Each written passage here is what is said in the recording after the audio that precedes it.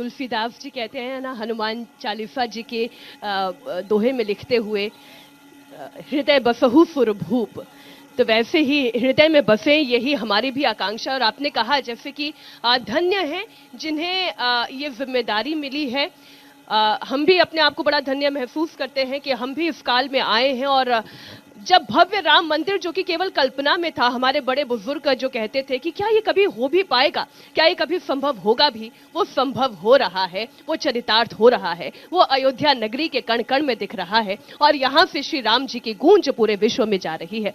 आचार्य जी, चूंकि मैंने जैसा कि कहा आपके ऊपर एक जिम्मेदारी है, और वो जिम्मेदारी ये है कि राम जी की प्राण प्रतिष्ठा के साथ साथ अब पूजा परंपरा किस तरीके से इसका निर्वहन किया जाएगा। तो पहले तो आप यही हमें समझाएं कि पूजा कैसी होगी, वो पूजा पद्धति क्या होगी, कितने पुजारी बैठेंगे, किन मंत्रोच्चारों का अगर हम ये कहें वहां पर वाचन होगा। बहुत सुंदर प्रश्न है।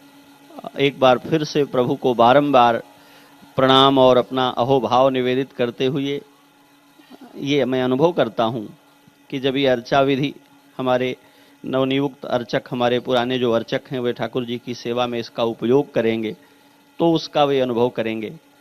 आपके माध्यम से देश के लोग, दुनिया के लोग इसे जानेंगे, ग्रंथ के माध्यम से पढ़ेंगे।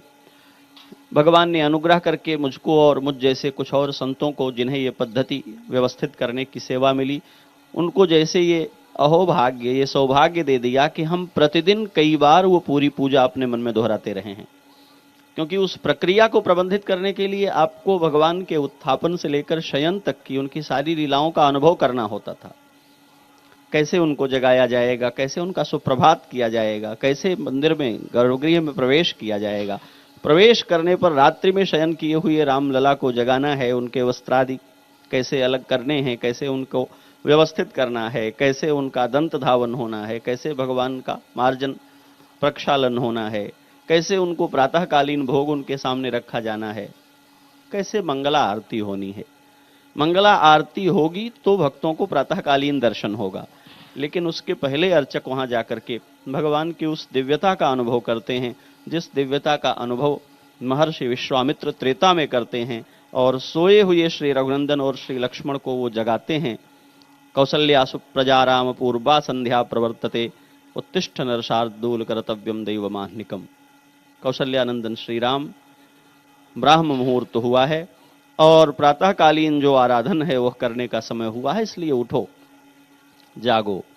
महर्षि विश्वामित्र ने जो किया था वो करने का सौभाग्य अब हम लोगों को मिल रहा है।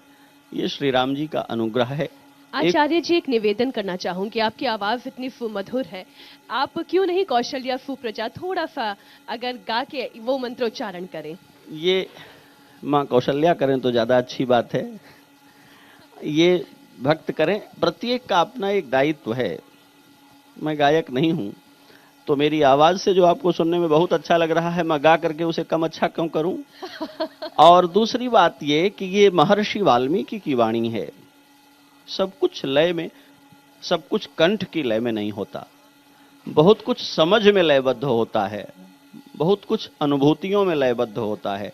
आप जब इस अनुभूति की लय में पहुंचेंगी कि महर्षि विश्वामित्र जल्दी जग करके श्री रघुनंदन को जगा रहे हैं, आप जब इस लय में प्रवेश करेंगी कि भगवान श्री राम को मां जगा रही हैं, जागिए रघुनाथ कुंवर पंछी बन बोले, चंद्र किरण शीतल भई, चकई पिय मिलन गई, और प्रातःकाल का वर्णन करेंगे।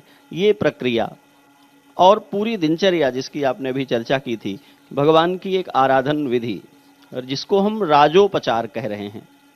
5 वस्तुओं से भी पूजा होती है, षोडशोपचार भी होता है, अष्टोत्तर शतोपचार भी होता है। निगम और आगम की पद्धति जो है उसमें अनेक प्रकार से भगवान का आराधन होता है, पर श्री राम जी का जो पूजन होने वाला है ये राजोपचार का पूजन होने वाला है। और उस राजोपचार को कहा नृत्य गीतादि वाद्यादि पुराण पठनादि भी राजोपचार रखिलई संतुष्टो भव राघव। तो उसमें नृत्य भी है, उसमें गीत भी है, उसमें वाद्य भी है, उसमें पुराणादि का पाठ भी है। तो मैं अपने को पुराण पाठ वालों में रखता हूं। नृत्य करने वाले नृत्य कर देंगे, गान करने वाले गान कर देंगे, भगवान को हमारे यहाँ एक शब्द का प्रयोग होता है अष्टयाम सेवा। अष्टयाम सेवा का अर्थ है 24 घंटे का पूरा अहोरात्र, 4 पहर का दिन और 4 पहर की रात। इस पूरे में भगवान की सेवा किसी काल में बाधित नहीं होती, तब भी नहीं जब भगवान शयन करते हैं। उस समय भी वे रात्रि में उठेंगे तो उनके पीने का जल उनका अर्चक रखता है। सर्दी की रात्रि है तो गर्म कपड़े और रजाई और कंबल, और गर्मी की रात्रि है तो भगवान की शीतलता के प्रबंध। खस की टट्टियां लगती थी पुराने जमाने में, अब तो एसी लगते हैं तो भगवान उसमें शीतलता से रहते हैं। गर्मी के ताप का निवारण करने के लिए फूल बंगले की परंपरा रही है।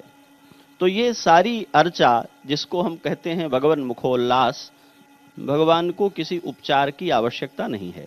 राम सहज आनंद निधानु, भगवान श्री राम सहज आनंद के केंद्र हैं। संसार की कोई वस्तु किसी भी चेष्टा से हम उनका आनंद बढ़ा दें ऐसा नहीं है, पर एक भक्त का दायित्व यह है कि वो अपनी ओर से एक शब्द जिसे हम सेवा कहते हैं, उसके लिए संत साहित्य में शास्त्र में प्रचलित है, उसे कैंकर्य कहते हैं, किंकर।